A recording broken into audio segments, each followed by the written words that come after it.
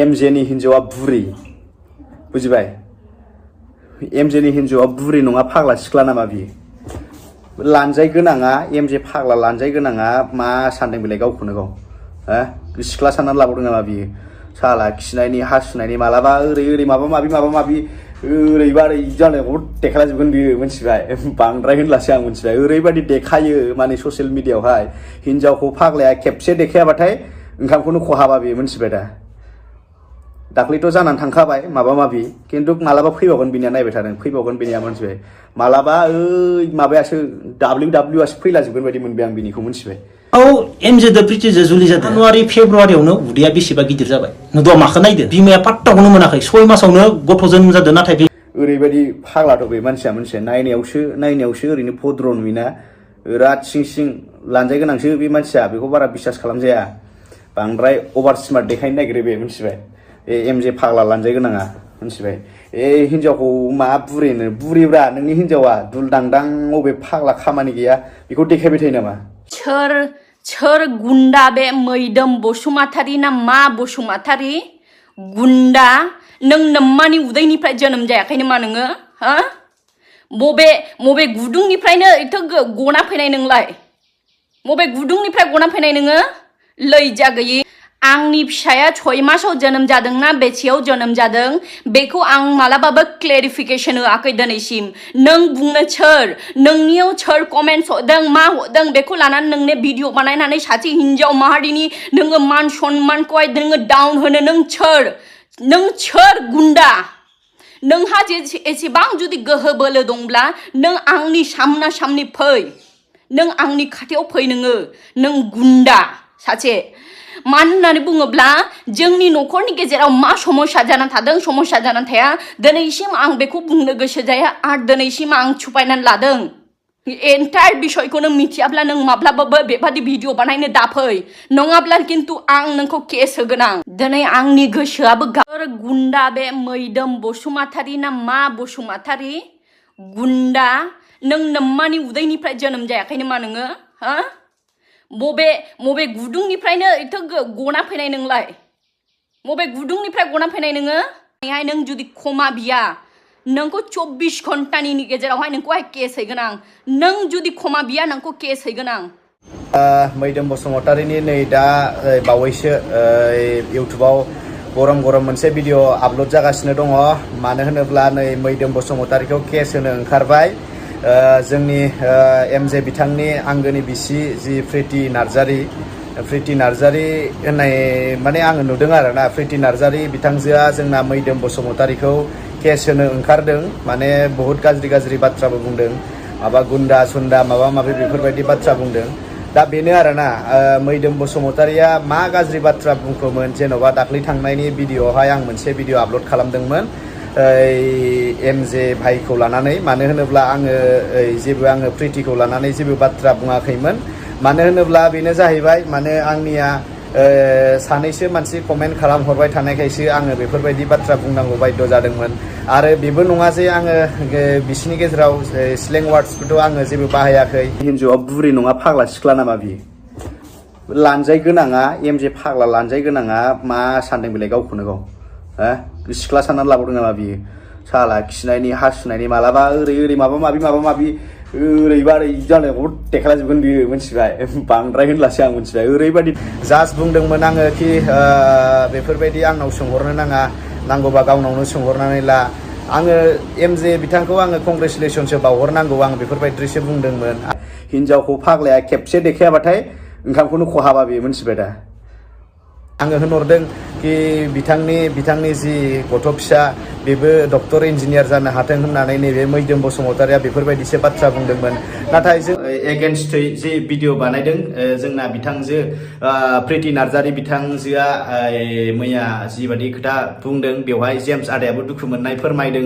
भिडिअनि गेजेरजों मानो होनोब्ला बिथांनि एक्सखौ लानानै किसुमान खोथा बाथ्रा माने बुरखांफिनबाय थादों गोजाम थांखांनाय बाथ्राफोरखौ लानानै माने बुरखांफिनबाय थादों एक्सनि मानि बेफोरबायदि बाथ्रा बुंबाय थादों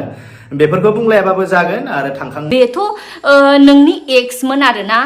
नोंनि एक्स गार्लफ्रेन्ड दंमोन होननानैहाय सासे आं मिथिनो मोनो बे एक्स गार्लफ्रेन्डखौथ' नोंनो भाइराल खालामदोंमोन अब्ला दिनै नों एसेबां गियानि मानसि जानानै नों जुदि दिनै नोंनि एक्स गार्लफ्रेन्डखौ दिनै नोङो एसेबां नोङो भाइरेल खालामबायब्ला दे मानिबायानो आं नोंनि गार्लफ्रेन्डआ सासे गाज्रियानोमोन गाज्रि मानसियानोमोन अब्ला दिनै नोंथ' मोजां मानसिमोन नोंथ' भाइरेल खालामनो नाङामोन सासे सिख्ला मानसिनि इमेजखौ एसेबां नस्थ' खालामनो नाङामोन अब्ला दिनैहाय साननो गोनाङा बेनो जे दिनैहाय जों गाव गावखौ बेसेबां साधु दिन्थिनानैहाय मालायखौ जुदि जों बिचार खालामोब्ला दिनै नों गावखौबो नायनो सोलोंग्रोनांगौ जों गावखौबो नायनो सोलोंग्रोनांगौ जे आंनि जिबनाव मा जाना दं आंनो मा जानानै दं बिनि उनावसो आं गुबुनखौ रायनि गुबुनखौ आं बुजायनि गुबुनखौ बुंनि एमजेदो प्रिटिजो जुलि जादों जानुवारि फेब्रुवारियावनो उदैया बेसेबा गिदिर जाबाय नुदों माखौ नायदो बिमाया पात्ताखौनो मोनाखै 6 मासावनो थांखांनाय बाथ्राखौ लानानै बेसेबां नोंसोर आंखौ एक्स एक्स एक्स होननानै बुङो बुं आं नोंसोरखौ सहसाव लाजिया दिनै आंनि हौवाजों जानो हागौ नों लोगो बा आंनि हौवाजों सोरबा सासेया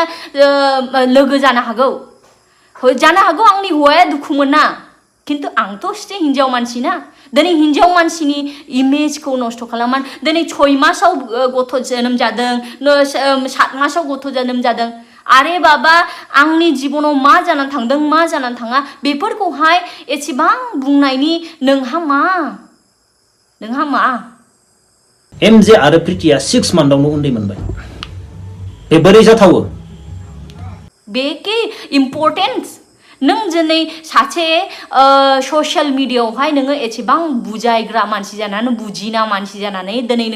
नों बुङो बेफोरबादिखौ बानायनो नाङा बेफोरखौ खालामनो नाङा खिन्थु नों गावनो आंखौ लानानै नों भिडिअ बानायगासिनो दङ बेसेबां लाजिथावना बाथ्राखौथ' आरो सोरथो आरो नै जि माने दायाथ' मावनानै थांखांबाय बा गोरोन्थिया जालांबाय दा बेबो बे थांखांनाय बाथ्राफोरखौ एरखांनानै आरो सोरबा जेम्स आदानि सायावबो गोसोखौबो दुखु होबाय थायोब्ला बेबो जानाय नङा दा बेनो रायजोफोर आंनि मैदोम बसुमतारिनि बुंनाया जुदि